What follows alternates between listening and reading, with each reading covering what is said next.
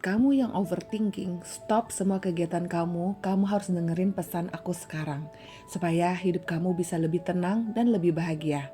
Oke, yuk langsung aja kita mulai. Setiap kejadian yang terjadi dan yang kita alami sifatnya adalah netral. Respon kita sendirilah yang membuat kejadian itu menjadi hal yang baik atau hal yang buruk. Berbaik sangka ini adalah latihan untuk kita selalu memiliki respon yang baik dalam segala kejadian enak atau tidak enak dalam kehidupan. Pilihan respon ada dua. Satu, berkeluh kesah, sedih, kecewa, lalu menyalahkan keadaan atau pihak luar. Dua, mensyukuri momen tersebut, menjadikannya sarana latihan untuk meningkatkan keyakinan bahwa ada skenario yang sudah Allah siapkan untuk menolong kita. Jika kita memilih nomor 2, insya Allah kita termasuk golongan yang berprasangka baik dengan takdir Allah. Sambil tentunya harus introspeksi, sebenarnya apa yang diinginkan oleh Allah sehingga memberikan kejadian seperti ini. Karena sesungguhnya saat kita mendapatkan kesulitan, masalah, ujian, atau musibah, pertanyaan yang harus kita ajukan ke diri sendiri adalah sikap yang harus ditunjukkan adalah, pertama, apa keinginan Allah untuk saya lakukan sehingga saya diberikan ujian ini. Yang kedua, peningkatan ibadah, apa yang harus dilakukan agar saya bisa ditolong oleh Allah. Ketiga, pembelajaran atau hikmah, apa yang ingin diberikan Allah pada saya dari ujian ini ya. Masalah atau ujian pasti tidak akan diselesaikan oleh Allah, tidak akan ditolong oleh Allah sampai kita benar-benar berubah sesuai dengan keinginan Allah dan kita mengerti pembelajarannya. Respon pertama saat bertemu kejadian seperti yang sudah diajarkan adalah berucap alhamdulillah atau bersyukur. Maka respon selanjutnya pun juga harus dipenuhi rasa syukur dan baik sangka pada kesempurnaan izinnya Allah, pada kebaikan takdirnya Allah. Dari Abu Hurairah radhiyallahu anhu, ia berkata bahwa Nabi Shallallahu alaihi wasallam bersabda, Allah Ta'ala berfirman, aku sesuai prasangka hambaku. Aku bersamanya ketika ia mengingatku. Jika ia mengingatku saat bersendirian, aku akan mengingatnya dalam diriku. Jika ia mengingatku di suatu kumpulan, aku akan mengingatnya di kumpulan yang lebih baik daripada itu, di kumpulan malaikat. Hadis riwayat Bukhari nomor 697 dan Muslim nomor 2675. Berprasangka baik kepada sesama manusia. Allah SWT berfirman, wahai orang-orang yang beriman, jauhilah banyak dari prasangka. Sesungguhnya sebagian prasangka itu dosa. Dan janganlah kamu mencari-cari kesalahan orang lain. Dan janganlah ada di antara kamu yang menggunjing sebagian yang lain. Apakah ada di antara kamu yang suka memakan daging saudaranya yang sudah mati? Tentu kamu merasa jijik. Dan bertakwalah kepada Allah. Sungguh Allah Maha Penerima Taubat, Maha Penyayang. Itu ada dalam Quran Surat Al-Hujurat ayat ke-12.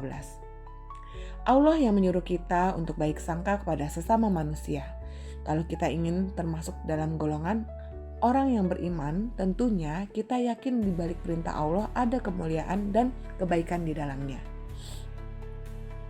Karena yang menjadi salah satu cara menjaga hubungan baik kita dengan keluarga, geng kita, teman-teman kita, pasangan kita adalah dengan kita berbaik sangka semampu kita dalam setiap kejadian. Nah, ini contoh jika kita bisa mengamalkan baik sangka.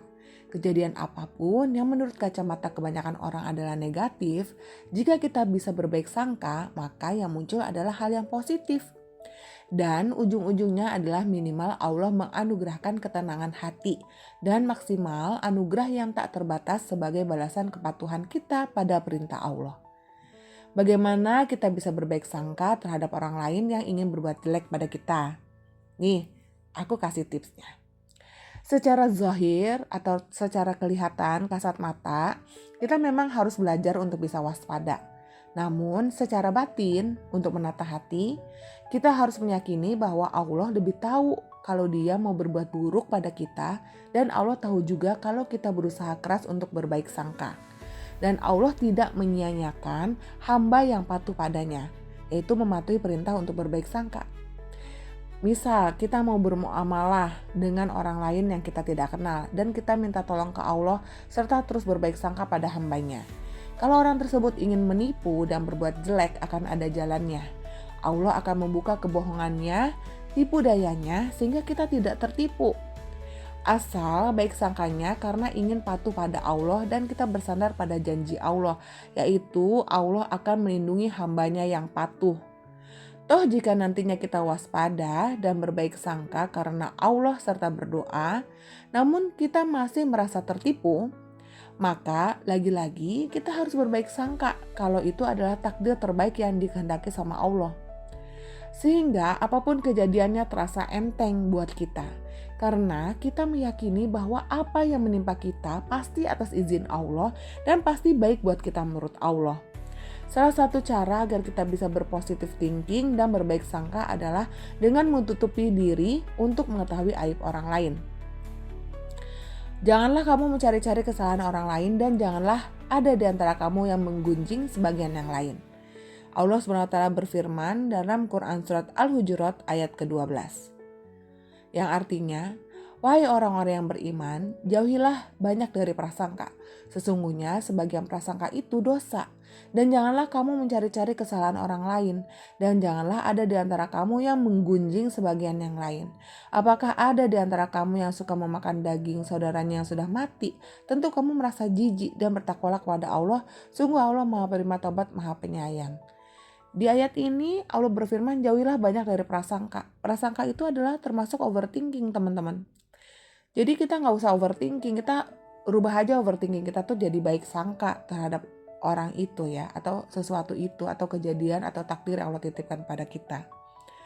Mari kita kurangi dan delete kegiatan untuk ngorek-ngorek atau kepo dan serba ingin tahu urusan orang lain karena nafsu. Tidak sengaja mendengar aib orang lain saja bisa menjadi kotor hati. Apalagi kalau kita mencari-cari tahu. Kecuali yang memang menjadi tanggung jawab kita untuk bisa amar ma'ruf nahi mungkar. Misal, suami istri nih, lebih baik tidak kepo atau mengungkit-ungkit masa lalu pasangan kita. Karena setiap orang pasti punya sisi baik dan sisi kurang baik dalam masa lalunya.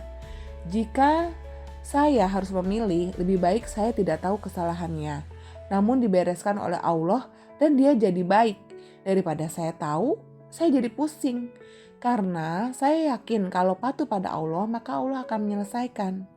Mendingan gak tahu dan tiba-tiba jadi benar daripada ngorek-ngorek cari tahu nanti malah pusing sendiri dan tidak selesai.